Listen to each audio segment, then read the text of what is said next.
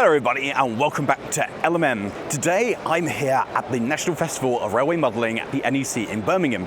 We've bought our rather impressive modular at a new extra long length of 56 foot, which is the longest it's ever been. However, this video isn't about this, because today I've been asked to take part in a panel of YouTubers talking about YouTubey things. And I have no idea why they asked me, because I am the least competent person to speak about railway modelling at this entire show. But let's see how it went. And we are going to find out a little bit about what it takes to be a YouTuber in the modern railway world. Yeah, there's got all of these people over here, and we're like... Our YouTubers have given up their time specifically for this, so we ask that you do not try and record any of this yourselves. Don't worry. They are going to put out their own videos. You see, they've got that behind here. And we've also got our own cameraman, so there will be a World of Railways presentation as well, just in case you fall asleep after the presentation, which is what I did on the train back in to rush hour station.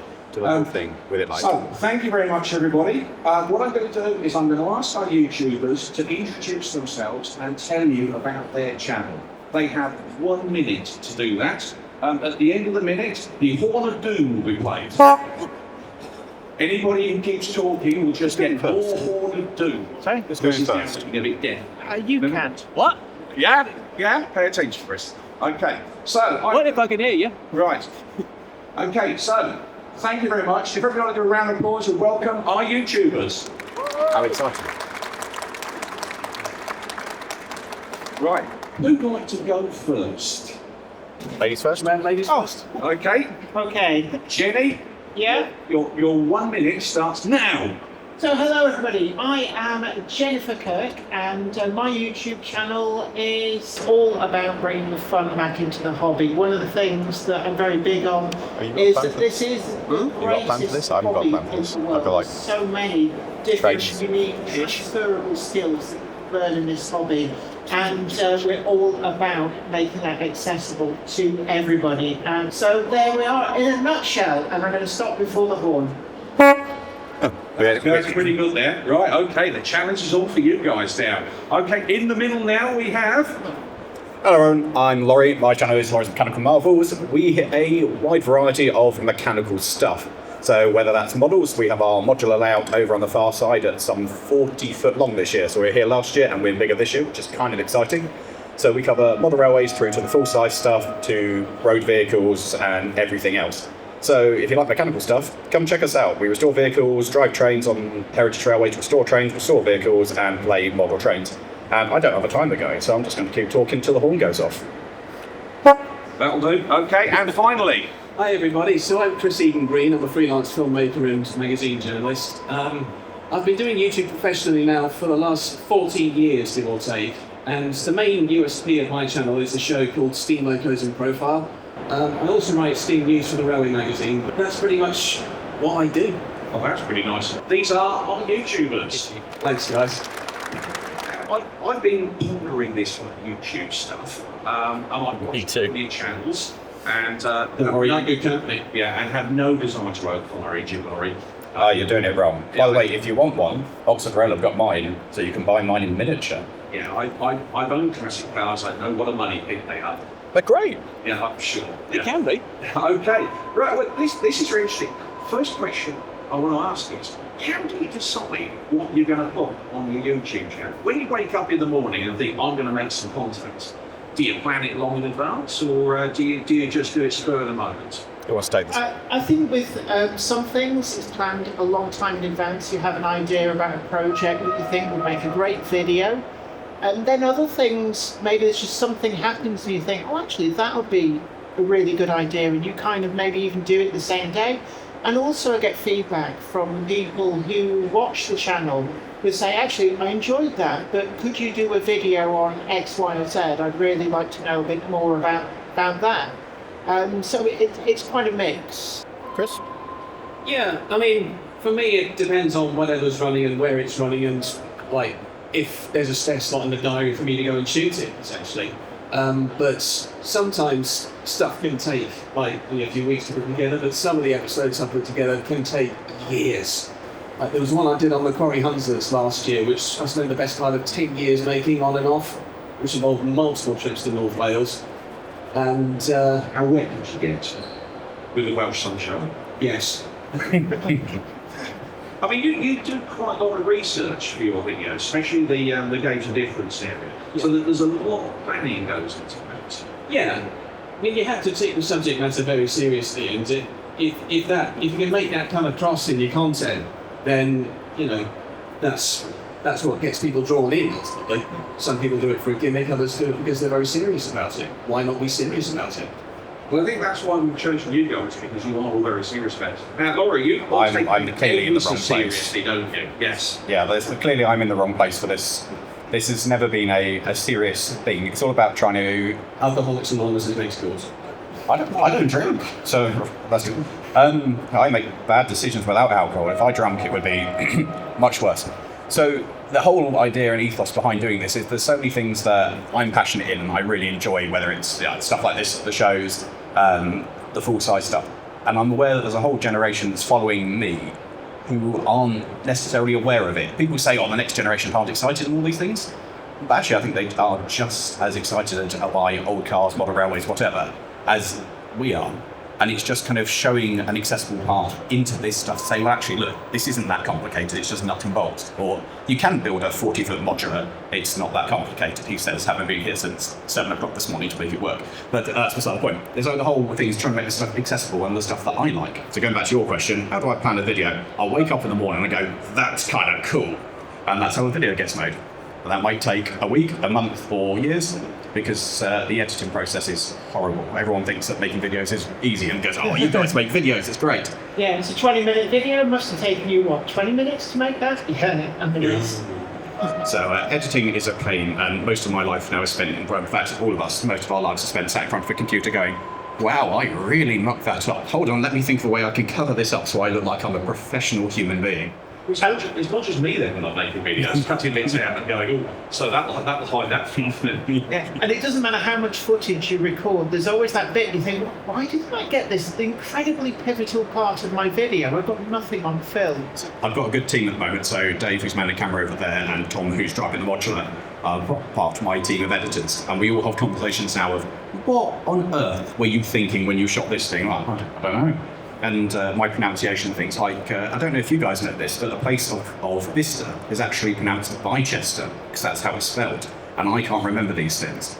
And it really upsets the people of Bicester when you pronounce their town Bicester, because I stand by that's how it's spelled. And I'll get these little messages throughout the day of, what were you doing? Or, Lawrie, have you shot this thing? You know, this very important thing you were talking about, this key fact that you're talking about. Is there any footage of this particular thing, like the nameplate of this engine you've talked about for 5 minutes? You go, oh, no, that was a mistake, wasn't it?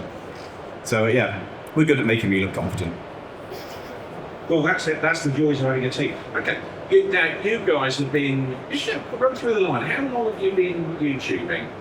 I actually joined YouTube right back in the good old days, probably about, what, 2007, 2008, when it first started. It was all black and white then, wasn't it? It was in a strange format. There was more of a square format. You had to shoot your videos in. And it wasn't monetized. There was no advertising, nothing like that. And you're only allowed mates of 10 minutes as well. Yes, I remember that. It was a big deal when they upped the time limit. Was that a thing?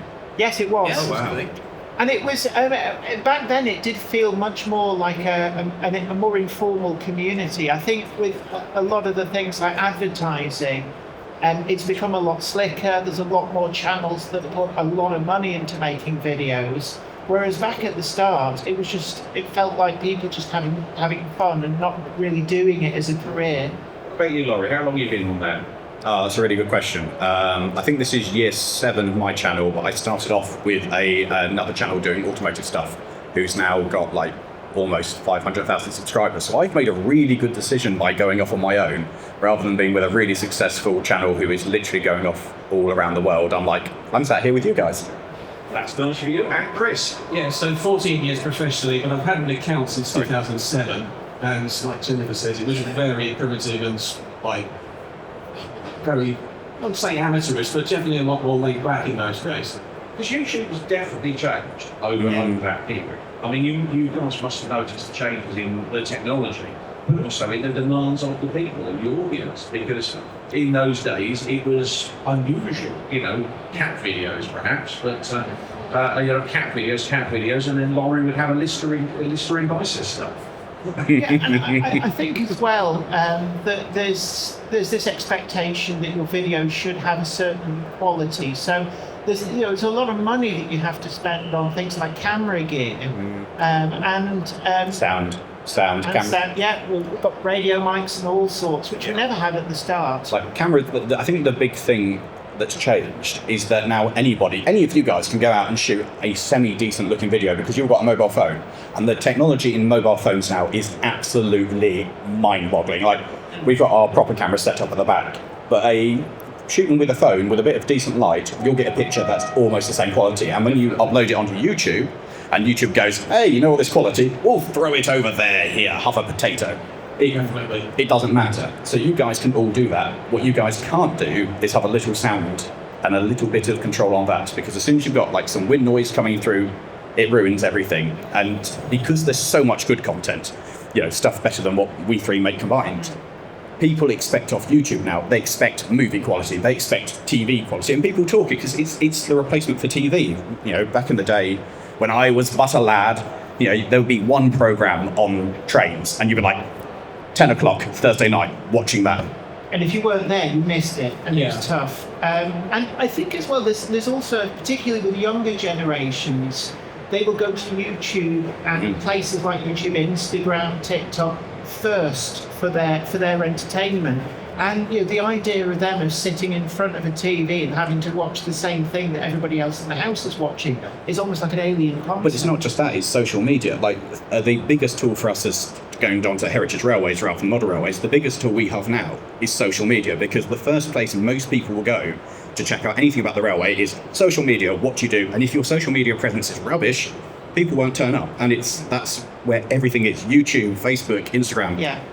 That is the future of advertising, the future of getting people excited by stuff, and adverts business. This is democratised this broadcast in a way. For example, Chris, you can do well-researched pieces on with opinions in there that with the best will in the world. The BBC will probably not ringing you up for in the same way. And they certainly won't ring you up for as many as you want. And if they did, they'd want one people to approach to present it. But that's not too much of a problem, because you can afford to be a lot more specialised then. If you're pitching something to a major broadcast company, they'll expect you to water it down, and then they have to go through channel controllers and Ofcom and so on. Whereas if you're on YouTube, you can just be yourself. And you can be as specialist as you like. Secrets of the Underground. That was good. They stayed nerdy with that, and they had a really super expert on steam engines in. Don't know if you saw that. Yeah, the Underground fell out of YouTube, didn't it? Yeah. Because there was effectively the Secrets of the Underground on YouTube, and then it kind of grew out of that. Has anybody got aspirations of sitting there going, well, that Tim Dunn's running around, he's going to talk to everybody's presenting notes, and we're going to be coming back, be on telly and even now. I think though there is a caveat to this: the democratisation of things like YouTube. It can be the best of things in that suddenly everybody's got access, your voice can get out there, you can have control over your videos.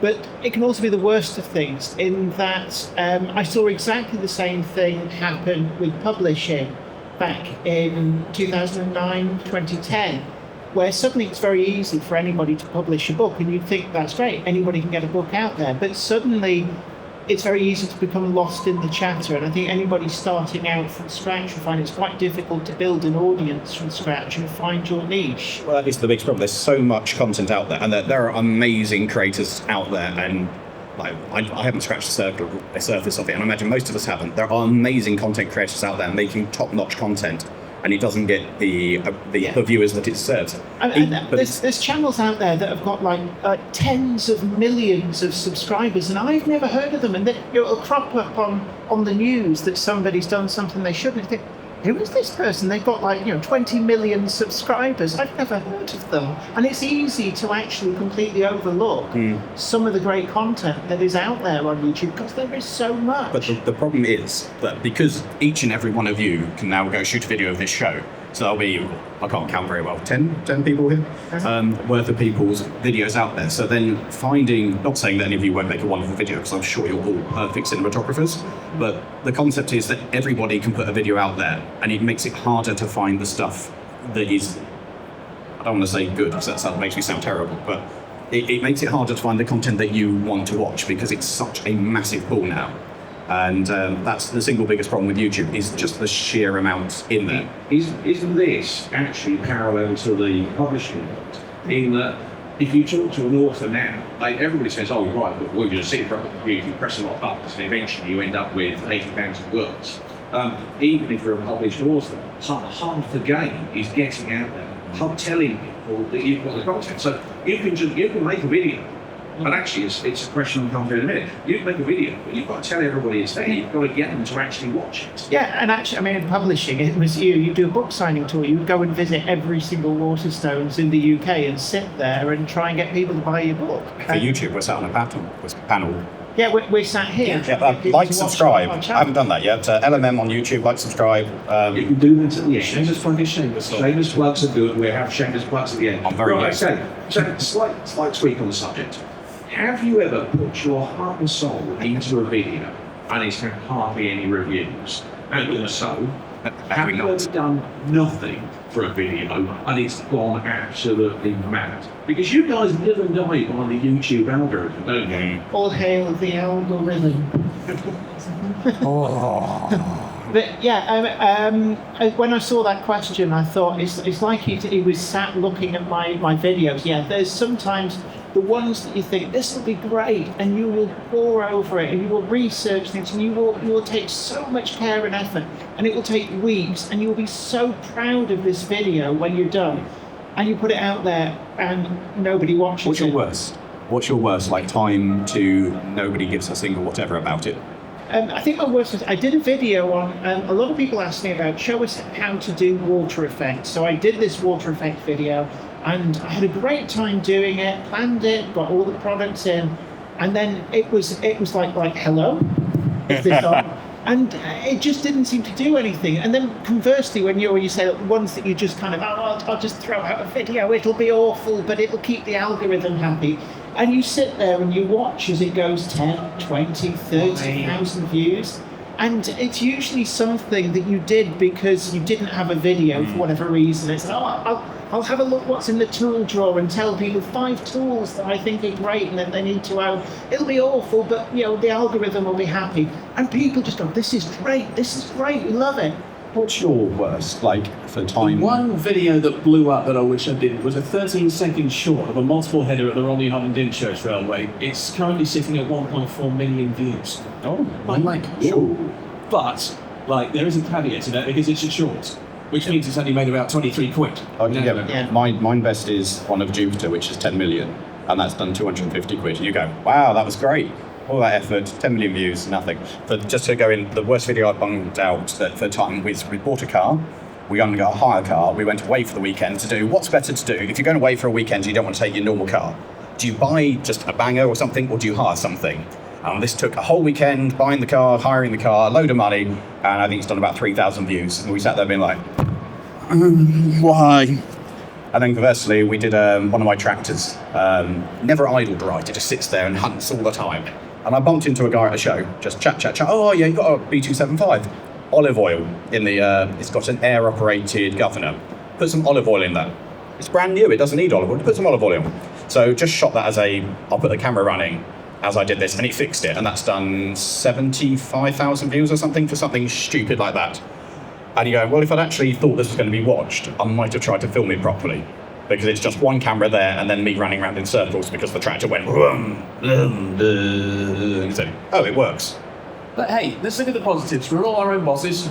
We don't have to go through any laborious job interviews. Are we our own bosses? I don't think we are our own bosses, because I think we are entirely slaves to you guys. Because we've spoken before about things, and you've said kind of trying to branch out into other content, and there isn't the audience for it. So we're very much, I'm lucky because my channel is massive in what we look at, and it gives me a lot of scope to be able to look at different things and play with different types of vehicles, go down different avenues and explore stuff.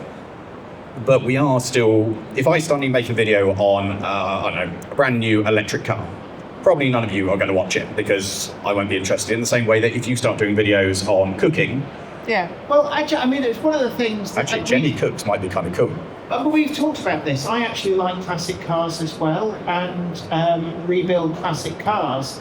But my audience isn't interested in that, so I've become pigeonholed, and I'm not complaining about it, but I've been pigeonholed in one of my hobbies. But if I try and make content, I tried to do things on vinyl records. I used to once upon a time be a radio DJ, so I love music. Music was a big part of my life. But the audience went, it's not a big part of our lives, goodbye. Did you hear the wag wag wag in the background there? Wow, wow, the perfect timing.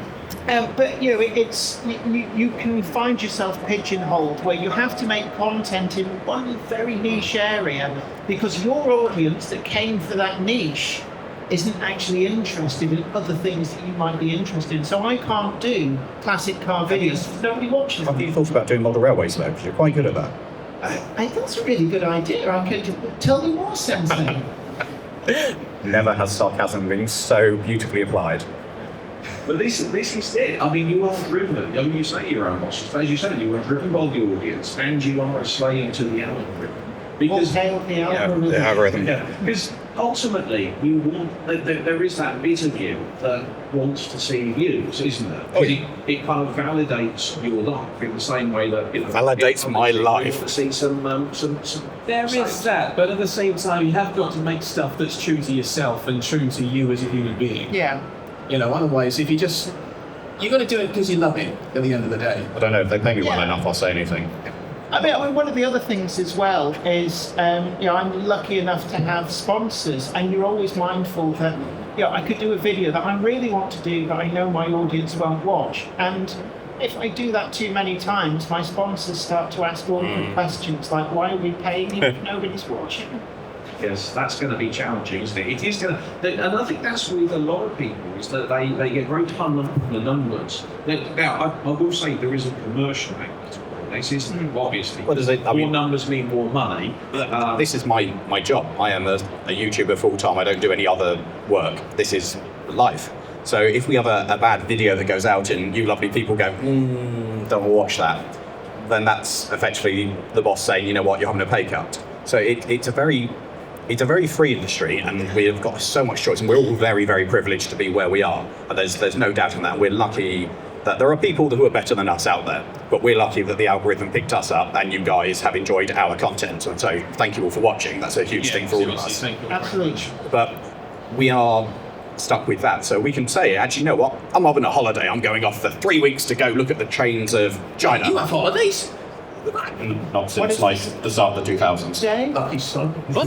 Well, I'm going to say, because that's the challenge, is that you've got to keep churning it out. And then, it is a constant conveyor belt of turning this stuff out. Because otherwise, let's be honest, if you disappear a Holly for 2 weeks, then this lot will get bored of you and they go, Lawrie who? Jenny who? I mean, I remember them back in the 640 by 480 days. You say that, and we get hung up on that a lot, and especially I get hung up on that. But it's no different to any of you guys going, you know what?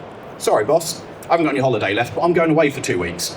It's the same level there. You're not really expecting that you're still going to have the money rolling in after you've just not done your job for 2 weeks. It's a different way of looking at it. Because we don't have the security of, we're all self-employed, we don't have the security of a standard job. But it's that same level of, if you guys don't go to work and you don't do a job, you don't get paid. It's the same for us. It's just a bit more hand to mouth. Yeah, and I think as well that YouTubers are people too. People have a view that YouTube is somehow this huge pot of gold at the end of a rainbow, and actually you have to work really hard. And if you work out your hourly rate, it's pennies. You actually got to spend money to do it because precisely. I mean, I've been at events where a classic case was Andy York and I did a couple of the Lawrie Open Day a few years ago. And we turned up with our little Sunday handicaps. There was a YouTuber walking around with what was easily 3 or 4 grams worth of camera. I mean, what we've got apparently here. TV turned up and filled the whole thing on iPhones. So Oh, yeah. you've got kit, you've got equipment, but also you've got your subjects. You've got to go and find yourself a couple of males to stand in. You've got a fire engine that runs on unicorn tears, and you've got a ton of toy train stuff. That's what I've got a big tank of unicorn tills at the moment, and it's great. It's running very well. Thank you very much. So, but every one of those costs you money is off the bottom. And so, you know, the idea that you could just easily do this, but there's a lot of work behind the scenes that we don't see. The problem is sometimes though we're not doing it for them. It's a commercial enterprise. You know, we've got to make money, but if we went about doing content because we were trying to make money, none of us would be here. We've started off from an angle of we want to make this content, we want to do something and show and share stuff we're passionate about. Like I just took the fire engine to Europe. Never been to Europe, 40-something years or 45 years old, and we've taken it out for a trip around Europe. And that cost, it managed 12 mpg, ladies and gentlemen, at best. Now I realise this is my own mistake for taking the fire engine to Europe, but that was a painful trip. Also turns out the French do not enjoy vintage fire engines. Though we got through the entire way through France, not a single smile. They just looked at us and went, No, that's just French. the guys in Belgium and the Netherlands, they were like that whole trip, wonderful. We got to customs. You've never seen customs people look so happy. We got into there and they all stopped. There were cars both sides. Everybody stopped. They stopped seeing the guys queuing on the other side and came out to look at the fire engine like, what are you doing? I'm trying to get home. Why you got a fire engine? I've had it 10 years, I'm on a trip. Why? Why not? Right. Okay, we're nearly running out of time. I'd just like to do a quick fire round, please. We're talking nothing about model railways. This is quick.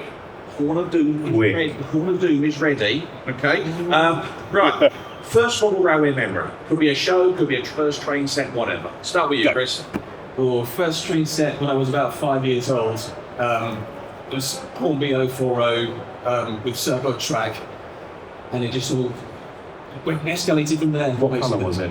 Red, I think. Was it the Hornby one on the side? Oh, yeah. In the set Yeah. with the yellow carry casing. That was mine. That's my first memory as well. That was my 5 years old as well. Hey, I got They're bonding on stage, ladies and gentlemen. Bonding on stage. We go. Jenny, quick, find a different memory. Please tell me it's not a red Hornby logo. Was it No, blue one? to be honest, it was probably about 2 years old, and my father was looking for an excuse to get his Hornby double out of the loft, and I took the bait because neither of my sisters were interested. So I can remember the first couple of years sitting peering over the table and occasionally trying to touch it and go, no, Dad will show you how it works. And my mum would come and say, are you letting them have a go? Yeah. And Daddy's showing them how to do it. Don't touch. And he'd just be playing trains and I'd just tag along. And it grew from there. And look, you ended up here. Okay. Mistakes have been made. Question. This is a bit of a. We're in a big show. Money no object. What would you buy? You seen Diana over there? Oh, hey, no, I got dibs on that. We'd all fight over the Steam logo. Diana is lovely. That seems like a perfectly good way. You guys can go and fight over the Steam logo. I'm going to say thank you very much to Chris, Lawrie, Jenny. Thank you very much to our YouTubers. I hope you've enjoyed this and feel you've been inspired. Thank you very much for being here. Thank you, everybody who watches our content. Without you guys, Thanks again. we couldn't do it. So thank Do you. remember, like, subscribe. Don't worry about these Like, guys, but if you could like subscribe to me, that'd be great. Yeah, watch all our videos. Okay, thanks very much. And we're now going to hand over. Say thank you to our YouTubers. It'll still be hanging around the hall, so you can go and get autographs and everything signed later, and perhaps ask them what their YouTube channel is. Because I don't know, they may not be willing to tell you, but. Before we could leave, it was time to take some pictures. That went quite well. That was fun. And if you have enjoyed this one, how about clicking over there for last year's show at the NEC or down there for something else? And thank you all very much for watching. I hope you've enjoyed seeing this, the very first YouTubers panel ever to be held at an event like this. And hopefully it's something that they will repeat and something else that I can take part in. And with that, ta-ra.